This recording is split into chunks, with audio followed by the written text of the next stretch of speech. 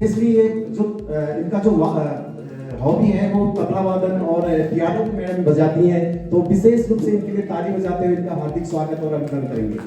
Nilima Joshi madam.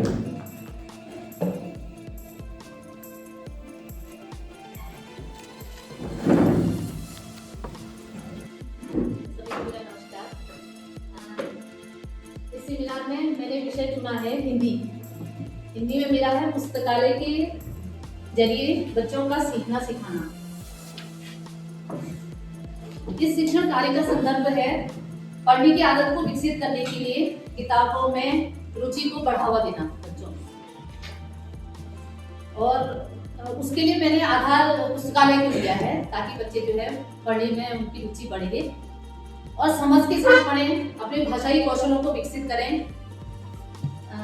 और विभाग से विभिन्न संस्थाओं से प्राप्त पुस्तकों से इससे मैंने क्रियाकलापों में पुस्तकालय को महत्वपूर्ण स्थान दिया है।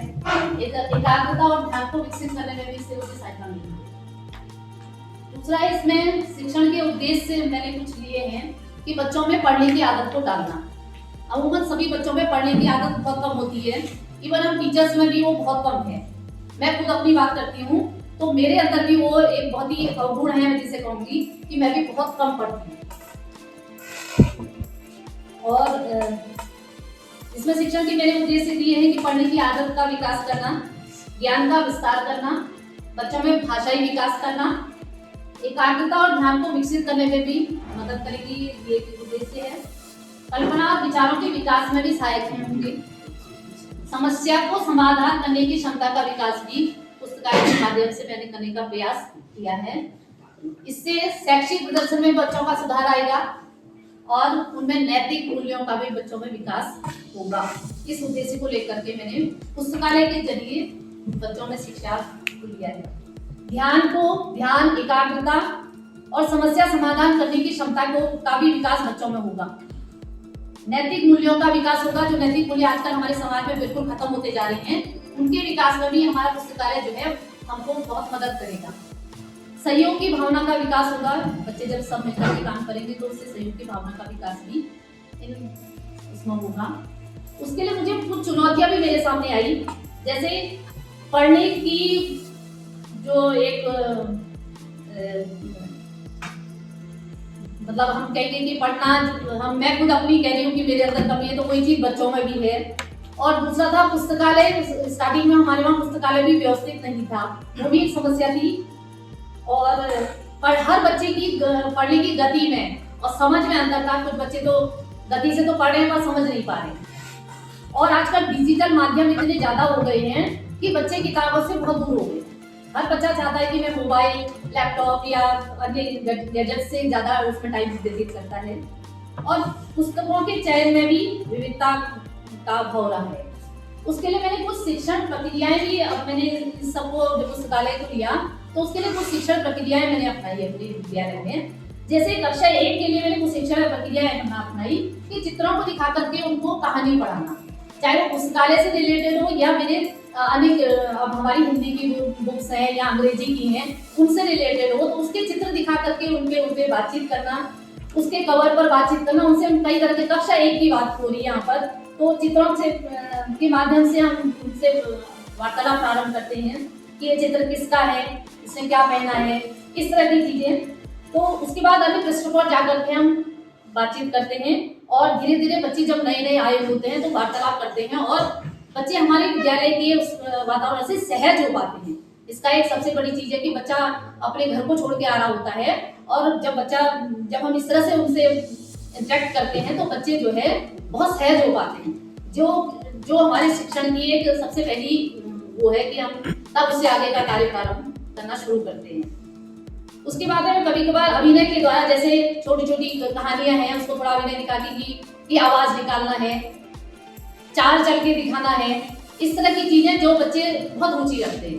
क्योंकि हम आते ही अगर उसको किताब पढ़ाने लग जाएंगे तो शायद मुझे लगता है कि कोई बच्चा स्कूल में आना पसंद नहीं करेगा। लेकिन हम इस तरह की अगर खेल या इस तरह की चीजें करते हैं तो उस अभिनय के द्वारा भी बच्चे जो है पढ़ाई में जो है रुचि लेने लगते हैं। पहले मैं स्वयं उनको कहानी सुनाती हूँ, धीरे धीरे बच्चे भी इन चीजों का अभिनय करने का प्रयास करने लगे हैं। और कर रहे हैं कुछ बच्चे। कहानी को दोहराना, कक्षा 1 में मैं पुस्तकालय से कोई छोटी सी कहानी लेती हूँ और पहले मैं खुद उसको बोल के दिखाती हूँ, सुना रही हूँ, उसके बाद बच्चे भी उसको रिपीट कर रहे हैं। तो ये भी एक ऐसा शिक्षण वो है जिससे बच्चा हमसे इंटरेक्ट कर पा रहा है। सरल सरल प्रश्न पूछकर छोटी सी कहानी ले ली हमने, चाहे पुस्तकालय की ली या अपनी किताबों से संबंधित ली, उनसे भी जो है उन कहानियों को सुना रहे हैं और उससे छोटे छोटे प्रश्न पूछ रहे हैं। तो वो भी एक जो है अच्छी शिक्षण प्रक्रिया है कि बच्चा एक तो ध्यान दे रहा है उस सब चीज में कि आपको कहानी में क्या अच्छा लगा, अभी तक आपने किसकी कहानी सुनी, या आपने उसने रास्ते में क्या क्या देखा, कुछ भी वो छोटे से प्रश्न हो सकते हैं। एक और कक्षा 1 के लिए मैं ये भी करती हूँ कि प्रत्येक शब्द में उंगली रख करके पढ़ना। बच्चों को अपनी मेज के आगे बुला लिया और हर शब्द पे उंगली रख करके पढ़ना। वो चीज भी मैं अपने क्लास में कर रही हूँ, जिससे बच्चे जो है शुरुआत में शब्दों को पहचानने में उनको मदद मिलती है। कक्षा 2 और 3 में कुछ शिक्षण प्रक्रिया मैंने अपनाई है। स्वयं पढ़कर सुनाना और उसके बाद उनसे क्रम बताने को कहना कि कोई भी कहानी या क्लास का कोई चैप्टर, फिर मैं उसे क्रम पूछ रही हूँ कि आप उसके बाद क्या हुआ था, उसके बाद क्या हुआ। या उसको आप कक्षा 3 या 4, 5 वाले बच्चे तो ये भी होता है कि उसको लिख भी लेते हैं, लिखने में भी उसका काम करते हैं कि वो उनकी लिखने की उसको बढ़ाने में भी वो मदद करता है। कक्षा 5 के बच्चों 4 और 5 में तो अभिनय करवा कर भी, बल्कि मैंने एक छोटा सा वीडियो भी इसमें डाला हुआ है, उसमें बच्चे अपने आप ही कर रहे हैं। वो दोस्त की पोशाक नामक एक वो है, उसमें छोटा सा बच्चों ने वीडियो दिया है, मैंने अपनी पीपीटी में डाला है। और सबसे पहली बात ये पीपीटी आदमी ने फर्स्ट बार बनाई है और मुझे आती नहीं थी, मैंने वीडियो देख देख करके बनाई है, हो सकता है कि गलतियां भी हुई। अधूरी कहानी को पूरा करना, छोटी सी कहानी है, अगर मैं उसको छोड़ देती हूँ कि इससे आगे अब आपने बनानी है, तो वो भी बच्चे इसको करने में भी बहुत इंटरेस्ट लेते हैं। हर बच्चा अपनी उसकी सोचने की क्षमता अलग अलग होती है, हर बच्चा अपने हिसाब से सोच रहा है और उससे वो लिखने का भी प्रयास कर रहे हैं, जिसमें उनकी लिखने की क्षमता भी विकसित हो रही है। नए नए शब्दों को उसमें लिखने में प्रयोग कर रहे हैं, जिससे उनकी लिखने की स्किल डेवलप हो रही है। कहानी से संबंधित चित्र बनवाना, इस चीज में तो बच्चे बहुत ही ज्यादा रुचि लेते हैं, क्योंकि कला एक ऐसी चीज है जिसमें बच्चे बहुत ही रुचि लेते हैं। मेरे विद्यालय में, अपने विद्यालय की बात कर रही हूँ, तो उसमें मैंने कुछ चित्र भी अपने बच्चों के दिखाए हैं। तो अगर कोई कहानी हम पढ़ा रहे हैं, उनको पढ़ा रही हूँ या मैंने उनसे कहा आप पढ़ो और पढ़ करके लिखो या उसमें चित्र बनाओ, तो उस चित्र बनाने में तो बहुत ज्यादा रुचि लेते हैं। हर बच्चा चाहे वो कैसा ही बना रहा हो, लेकिन उसको बनाता है बहुत खुशी से और अपना दिखाता भी है। वही कलेक्शन हमारे स्कूल में है भी, हम लोग उसको डिस्प्ले भी करते हैं वहीं पर पुस्तकालय के नीचे, शायद हो सकता है उस फोटो में हो गई है। कक्षा 4 और 5 में पात्रों को बदलवा देते हैं हम कहानी में, चाहे वो पुस्तकालय की कहानी हो या हमारे क्लास का कोई चैप्टर हो जो कहानी से रिलेटेड हो, उसमें मैं कहती हूँ कि आप पात्र बदल दो और उसको उनमें बच्चों को ये रहता है कि आप किस जगह उसको फिट करेंगे। ये भी बच्चा सोचता है, अपना दिमाग लगा रहा है, तो वो सोच करके इस काम को कर रहा है। तो इससे उनकी कल्पना शक्ति, तर्क शक्ति, निर्णय लेने की क्षमता का विकास होता है। नए पात्रों का चयन करना, उसे सही स्थानों में प्रयुक्त करना, ये भी एक बहुत बड़ी बात है। हम भी सोचने लग जाते हैं कि अब कहाँ पर लगाएं। कई बार मेरे साथ भी हो जाता है कि अच्छा कैसे करूं, तो बच्चे इस चीज को सोच रहे हैं। किसी भी विषय पर अपने विचार रखना, कोई भी एक विषय, छोटा सा विषय दे दिया, बच्चों से कहा कि इसमें आपको जो समझ में आता है उसको लिखिए। दीपावली है, माँ है, कोई मेले का वर्णन है, तो बच्चे उसमें लिखने का प्रयास करते हैं और अपने दैनिक जीवन से जोड़ते हुए उसको करते हैं। जो उनके अनुभव होते हैं अपने पर्सनल, उनको जोड़ के करते हैं। कुछ सरल शब्दों को देकर के कहानी बनाना या कविता बनाना, छोटी छोटी 4 लाइन की कविता बनाना, तो वो भी बच्चे जो है छोटे शब्द हम उनको दे देते हैं, नदी, पेड़, पहाड़, तो उनसे मिलकर के बच्चे बहुत अच्छी अच्छी कहानी बनाते हैं। अपना जितना उनका मानसिक वो है, जितना वो सोच सकते हैं, वो कर रहे हैं। कभी कभी प्रतिभा दिवस के अंदर कहानी सुनाने की प्रतियोगिता भी करवाती है, तो वो भी एक अच्छा हो रहता है। उससे क्या होता है कि बच्चे जो है पढ़ भी रहे हैं और उसको समझ भी रहे हैं और उसके बाद उसका प्रेजेंटेशन भी बच्चों के सामने कर रहे हैं, तो ये भी एक अच्छी प्रक्रिया है। जो बच्चे जो है सामने बोलने से झिझकते हैं, वो बच्चे आसानी से जो है बोलने का प्रयास कर रहे हैं। कहानी से संबंधित कुछ खुले प्रश्न रख देते हैं कि अब इससे आगे क्या होगा, या अगर आप जंगल में फंस जाएंगे तो आप क्या करेंगे, या कहीं पर आग लग गई, आप उसके आगे आप क्या कर सकते हैं। तो खुला प्रश्न है, उसमें कोई बच्चा कुछ भी अपने विचार रख सकता है। इस तरह के उस परिस्थिति में वो अपने आप को रखता है बच्चा, और उसमें जिससे उनमें निर्णय लेने की क्षमता का भी विकास होता है। एक गतिविधि और मैं करती हूँ, जोड़ों में बिठाकर कहानी को फिर पढ़ाना कक्षा 4 और 5 में, क्योंकि अभी भी कक्षा 4 और 5 में ऐसे बच्चे हैं जो अभी भी शब्दों अक्षरों को पहचानने में जिनको अभी भी परेशानी हो रही है मेरे विद्यालय में।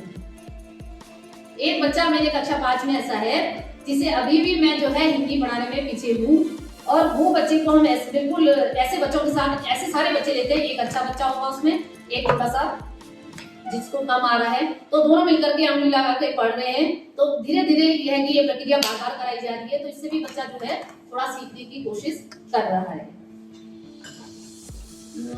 शब्दों के अर्थ और नैतिक सीख पर चर्चा करना। अगर मैं कोई खुद कहानी मैं उसको सुनाती हूँ तो मैं उनके नैतिक से क्या आपको शिक्षा मिली है उस पर भी बच्चों से वार्तालाप करती हूँ, ताकि वो आगे जीवन में उसको प्रयोग कर सके। कुछ कठिन शब्दों को मैं श्यामपट में लिख देती हूँ और उनका अर्थ भी मौखिक रूप से बताती हूँ। हाँ जी बिल्कुल। ये बच्चे कोई पढ़ रहे हैं, तो एक थोड़ा अच्छा है पढ़ने में, एक थोड़ा सा कमजोर बच्चा है, तो ये उसका वीडियो है।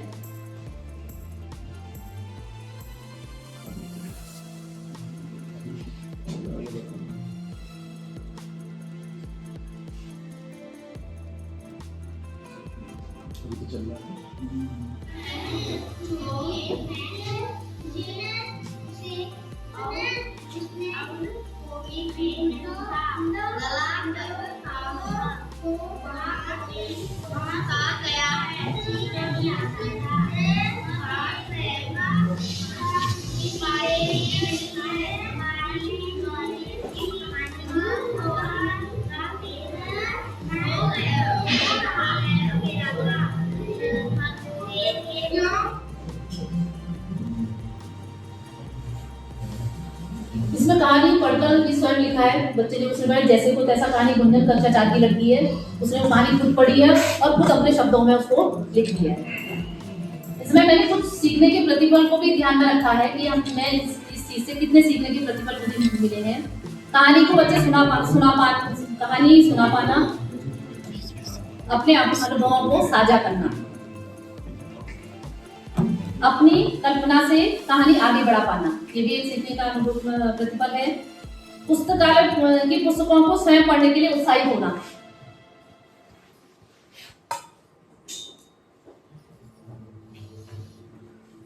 ये कुछ चित्र है मेरे स्कूल के बच्चों ने बनाए हैं।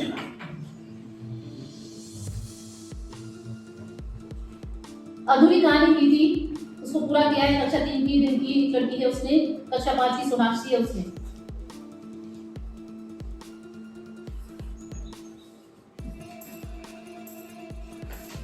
सीखने का एक प्रतिफल ये भी प्राप्त हुआ कि बच्चे अपने राय देते हैं। पढ़ी गई कोई भी पुस्तक उन्होंने पढ़ी है, कोई भी कहानी पढ़ी है, बच्चे उसमें अपनी राय दे पाए, ये भी एक मैंने उसको सीखने के प्रतिफल को छूने की कोशिश करी है।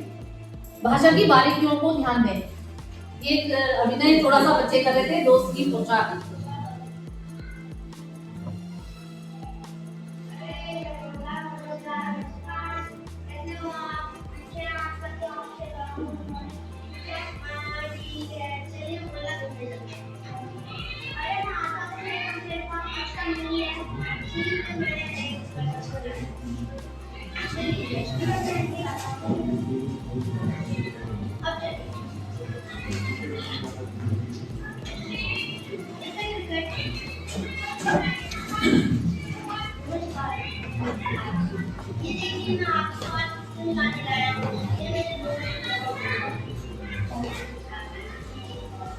इस तरह से अभिनय करवाटों में कई सारी गतिविधियां कराती हूँ, जैसे पाठ से रिलेटेड वाक्यों का उपयोग करना, बिल्कुल जुलती साउंड की वाले शब्दों को लिखना, संख्या शब्द छांटे हैं बच्चों ने, उसमें से सर्वनाम क्रिया विशेषण, यानी कि भाषा की बारीकियों की बच्चा समझने की कोशिश कर रहा है।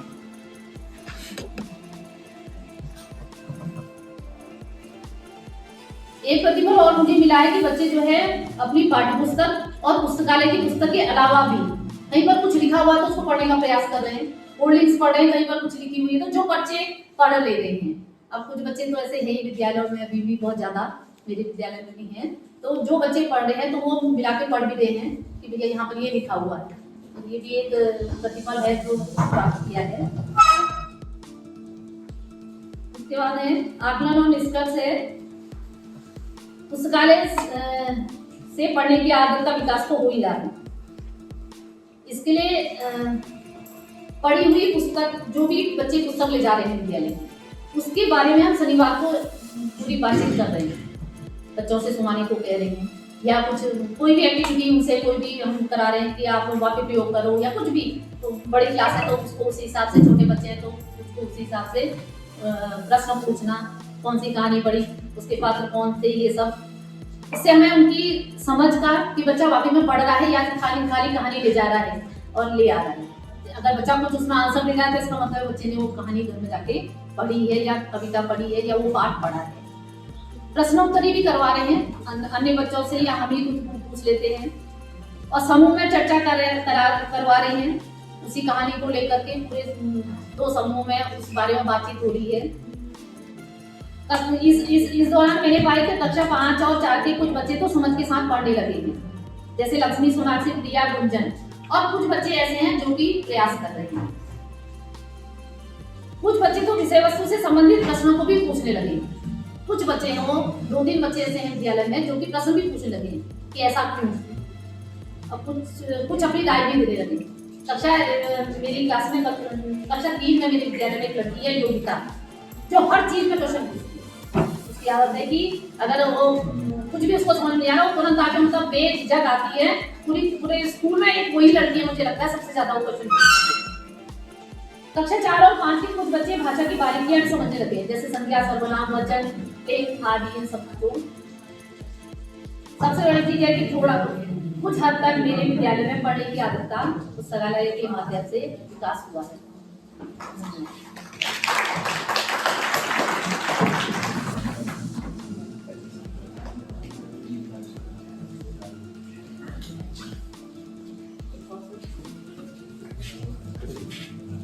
थैंक यू मैम, आपके द्वारा यहाँ पे बहुत शानदार इनोवेटिव ब्लॉग्स यहाँ पे प्रेजेंट किया गया। हम सीधे चलते हैं पैनलिस्ट की तरफ, जो यहाँ पे लेसन प्लान और इनोवेटिव वर्क यहाँ पे प्रेजेंट किया गया हमारे द्वारा। तो हम पैनलिस्ट की तरफ चलते हैं। तो इनका जो लेसन प्लान है, इनोवेटिव वर्क है, इसमें क्या क्या खामी है, क्या क्या और उसमें हम कर सकते हैं हमारे पैनलिस्ट के लिए।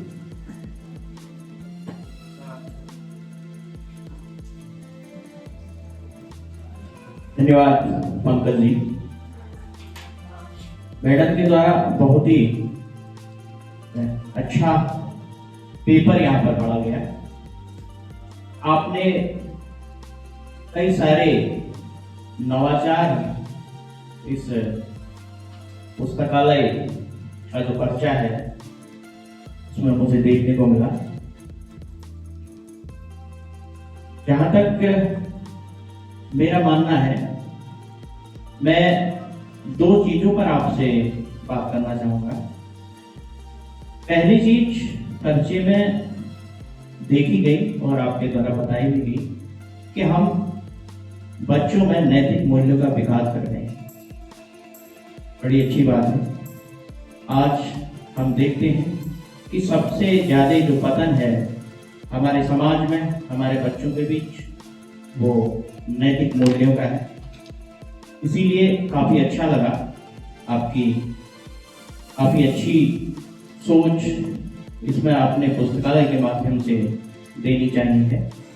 मेरा आपसे सवाल होगा कि हम या आप नैतिक मूल्यों का विकास इस पुस्तकालय के माध्यम से कैसे करा रही हैं, और वो जो आपने जांचे हैं कि पहले जो नैतिक मूल्य कुछ कम थे, या हम ये कहें कि उन पर हमें काम करने की आवश्यकता थी, तो हमने पुस्तकालय में पुस्तकों के माध्यम से वो नैतिक मूल्य किस प्रकार से हमें कुछ हमारे विद्यालय में कुछ इस तरह की पुस्तकें एक तो हमें कलेक्ट करें जिनमें कुछ ना कुछ नैतिक मूल्य मिलता हो, एक चीज। दूसरा ये है कि हम आनंदम की कहानियां पढ़ा रहे हैं, वो भी हमारे पुस्तकालय से ही संबंधित है, बुक्स भी। तो उसमें हर कहानी जो है एक नैतिक मूल्यों को निर्धारित करके बनाई गई है। तो उसको हम हमेशा अपने क्लास के बच्चों को बताते हैं और उस नैतिक मूल्य पे भी बात करते हैं। कि आप क्या करते हैं। तो इससे बच्चा जो है समझ रहा है कि ये गलत है, ये सही है। उसमें बहुत सारी कहानियां हैं सर, जिसमें हर कहानी में नैतिक मूल्य जरूर है, तो इससे बच्चा सीख रहा है काफी कुछ। तो आनंदम की बात आपने करी, तो ऐसी कि कौन सी जो पुस्तकें आपने आनंदम के भीतर हम जिनको पुस्तकालय में बच्चों के सामने परोसते हैं, तो उनसे जो जो नैतिक मूल्य हमने देखे, तो उसमें किस प्रकार का परिवर्तन उन बच्चों के नैतिक मूल्य में? हेल्प करना पुस्तकालय में है, कई बुक्स हैं जिसमें कि आप मदद कर रहे हैं उसके प्रति। बड़ी पुस्तकें हैं,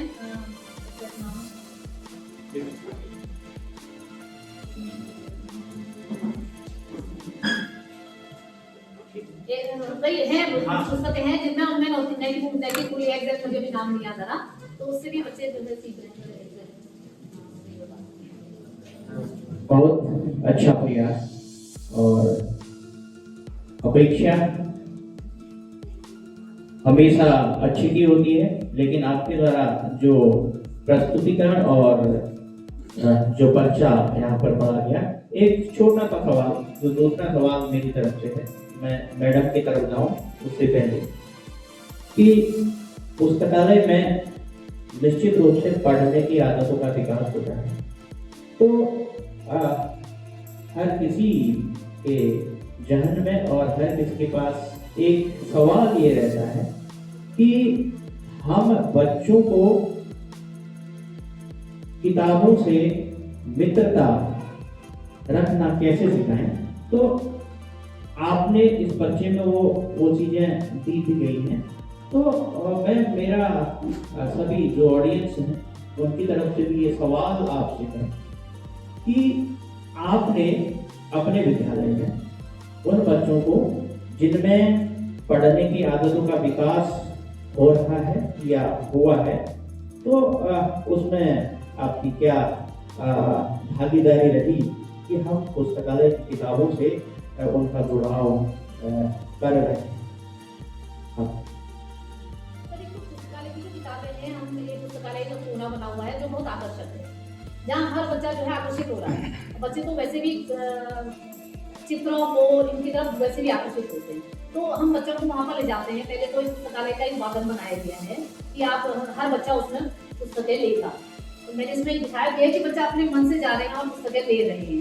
कई बच्चे तो दिखा रहे हैं कि मैडम मैं ये ले रही हूँ, तो वो बच्चे जा रहे हैं उसमें, भले ही उनको अभी हिंदी का और भी नहीं आ रहा है, लेकिन वो उस किताब को देख रहे हैं, चित्र देख रहे हैं, इसको पढ़ने की एक फर्स्ट स्टेज आ रही है, समझ लीजिए। तो वो कर रहे हैं बच्चे, और बाकी फिर हम अपने आप ही सुना रहे हैं बच्चों को, पुस्तकालय की पुस्तक लेकर की कहानियां सुना रहे हैं, तो वो भी एक पॉजिटिव वो है, एक कदम है। धन्यवाद मैम, आपने निश्चित रूप से एक सराहनीय कार्य अपने विद्यालय के लिए किया है। बहुत बहुत शुभकामनाएं आपको। मैं अब माइक सौंपता हूँ आपको। जैसा कि अभी यहाँ पर नीलिमा जोशी मैडम ने पुस्तकालय पढ़ने की आदत का पुस्तकालय के माध्यम से विकास करने पर यहाँ पर अपना प्रस्तुत किया। ये बहुत अच्छा एक टॉपिक मैडम ने लिया, क्योंकि वास्तव में सबसे पहली समस्या हमारे विद्यालय में यही होती है कि बेसिक कक्षाओं में कि बच्चे को पढ़ने की आदत बहुत कम होती है, और उसको पढ़ना लिखना सिखाना वास्तव में एक बहुत बड़ी समस्या हम लोग के सामने होती है। सबसे पहला कदम वही होता है कि जब बच्चे को हम पढ़ना लिखना पता सीखते हैं, तभी हम कुछ भी अन्य सब्जेक्ट में उसके साथ जा सकते हैं, कुछ भी काम कर सकते हैं। तो बहुत अच्छा टॉपिक जो वास्तव में हमारी एक जरूरत है बच्चों के साथ, उस टॉपिक को मैडम ने लिया है। क्योंकि यहाँ पर मैडम ने बहुत अच्छा प्रयास किया है, चित्रों के माध्यम से, वार्तालाप के द्वारा, कहानी के माध्यम से, उंगली लगाकर, जो कि बेसिक कक्षाओं में वास्तव में होता है, और क्रम बदल कर पूछना बच्चों से, अभिनय करके अधूरी कहानी को पूरा करना, ये लगभग जितने प्रयास हम लोग सभी अपने विद्यालयों में करते हैं, वो सारी चीजें मैडम ने यहाँ पर ली हैं। बहुत अच्छा प्रयास मैडम ने किया है यहाँ पर। और शब्दकोश वास्तव में जितना हम अधिक अध्ययन करेंगे तो हमारा शब्दकोश भी उतना ही बढ़ेगा, और इससे हमें व्याकरण का भी ज्ञान होगा, और चित्रों में बच्चे रुचि रखते हैं तो चित्रों के माध्यम से बच्चे कहानी को आगे बढ़ाते हैं। ये सब चीजें बात करेंगे अपनी संदर्भ की बहुत अच्छा प्रयास करेंगे। लगभग सभी चीजें जितना हम कर सकते हैं निश्चित कक्षाओं में सभी कुछ मैडम ने अपने प्रेजेंटेशन में शामिल किया है। और दूसरा एक बहुत बड़ी बात मैंने यहाँ पर कही कि जो डिजिटल माध्यमों का आजकल वास्तव में बहुत प्रयोग हो रहा है। मतलब वास्तव में है बड़े हैं या छोटे हैं, बच्चे हो या बड़े हो, सभी लोग पुस्तकों के बजाय डिजिटल माध्यमों का ज्यादा प्रयोग कर रहे हैं। वो वास्तव में हम सबकी कमी है।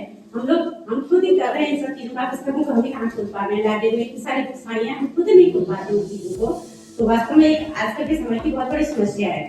हम सभी लोगों ने इस चीज को छोड़ दिया है पुस्तकों को पढ़ना। लेकिन जैसे हम भी अपने घर में देखते थे अपने पिताजी लोगों को, तो हमेशा रात को उनको नींद नहीं आती थी जब तक वो अखबार नहीं पढ़ते थे या कोई ना कोई किताब उनके पास सोने के समय अगर किताब हाथ में नहीं होती तो मैं अपने पिताजी को देखती थी, तो वास्तव में नींद नहीं आती थी। लेकिन अब ऐसा नहीं है, सबके हाथ में मोबाइल होते हैं सोते समय। तो ये एक तो दूसरा इसके बुरे इफेक्ट भी है हमारे। हम देखते हैं शारीरिक रूप से भी हम पर इस पर बहुत बुरा इफेक्ट हमारे ऊपर पड़ रहा है। वही चीज हमारे आने वाली पीढ़ी पर भी पड़ेगा। इसलिए बच्चों को इस चीज से दूर रखें। यदि शायद हम पुस्तकालय की ओर बचपन से बच्चों के ये सब आदतें डाल दें तो बच्चे शायद डिजिटल माध्यम या मोबाइल को शायद उनका कम ध्यान आकर्षित होगा। तो मैडम ने बहुत अच्छा प्रेजेंटेशन यहाँ पर किया। मैडम ने एक खुद की कमी भी यहाँ पर बताई कि मैं खुद कम पढ़ती हूँ। ये वास्तव में मैडम की नहीं, हम सबकी ही कमी है। वास्तव में हम लोगों ने पढ़ने की आदत को छोड़ दिया है। ये आदत हमने भविष्य सभी के लिए अगर हम पढ़ेंगे तो शायद हमें देख करके हमारे बच्चे भी आगे इस चीज को अप्लाई करेंगे। धन्यवाद।